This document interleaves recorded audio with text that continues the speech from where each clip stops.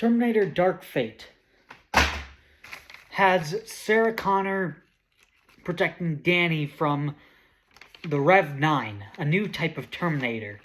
So, the positives on this movie are this movie actually progresses the story from T2 very well. Sarah Connor kills Terminators for John because John was killed by a Terminator. So that was actually pretty cool. She's more grizzled. So I enjoyed the progression from Terminator 2. Grace as an augmented human, I thought was a pretty cool protector because she has the speed and strength of a Terminator and the cognitive ability of humans. So she has like the best things in human and Terminator protectors. So I really enjoyed that. And it made her a really skilled fighter. The Rev 9 is a really cool villain. It's kind of like an upgraded T-1000. It can shapeshift, and it can have its skin leave its robot skeleton so that there can be two of them. And the Rev 9 is just really tense. It can also track people with cameras by like hooking up online onto cameras and quickly searching for who it's searching for. So I thought it was really cool. The action in the movie is actually really solid. The fight in the warehouse with Grace and the Rev 9 was really cool. The chase on the highway is really good. The Rev 9 drives a truck while Grace throws poles at it and stabs it.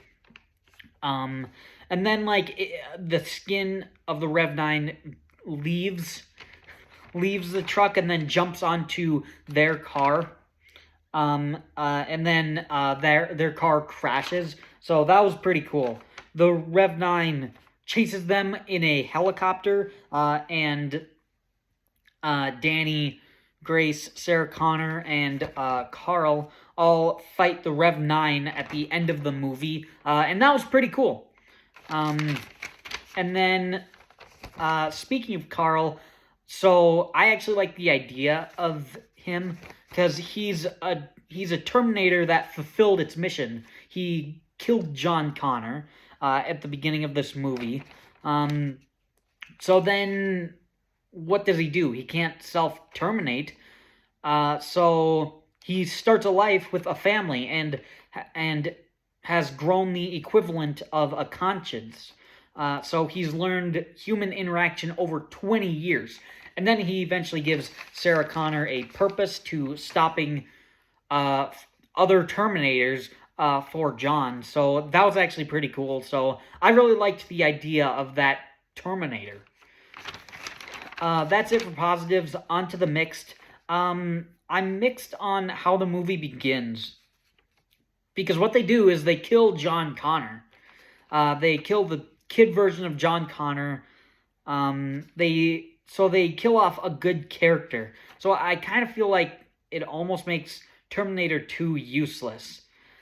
So I mean, like, they stopped Skynet, I guess, and so it's a different company now. But like, if they stopped Skynet, why couldn't they just have a new company that it's like, oh, it's Danny, who is now the resistant, who's now the leader of this other resistance. Because since they stopped Judgment Day, then John Connor wouldn't need to be a leader. They could have explained that. So, however, even though they kill John Connor, I don't like that. They do explore cool, different ideas of a grizzled Sarah Connor, kind of, and what happens to a Terminator when it fulfills its mission. That part I actually really liked. So I don't like how it starts, but the ideas that it presents was actually pretty cool. And now on to the negatives, and I really only have two. The first negative is I kind of wish the Rev 9 utilized its ability of splitting itself into two a little more often. I feel like it didn't really do that too many times. It also I feel like it should have also had a disability when splitting into two, so that it couldn't always be into two. Otherwise, it should always just be two. You have the skin you have to deal with, and the robot you have to deal with. The skeleton you have to deal with.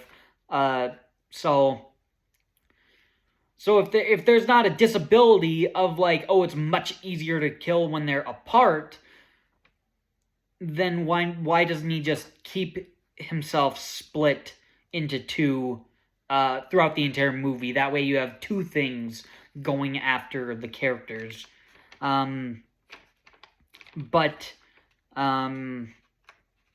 Yeah, so why doesn't it always just keep itself split into two? It should have had, like, a disability of why it can't always be two of them.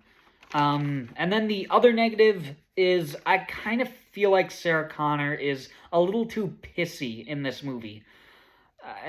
I know she lost her son in the movie, but she's, like, too moody.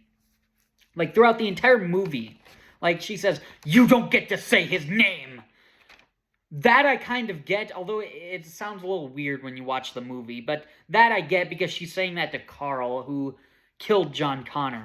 She's trying to be tough, but it almost comes off as, like, a moody teenager in every scene. So I think if she was more...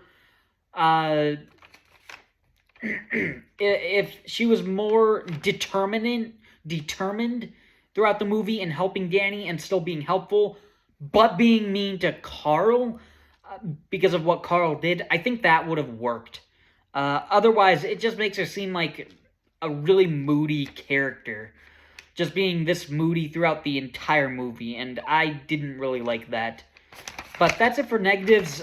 In the end, I think this is my favorite movie up since Terminator 2. So Terminator Dark Fate is actually a really solid movie. That's my review on the movie. Thanks for watching.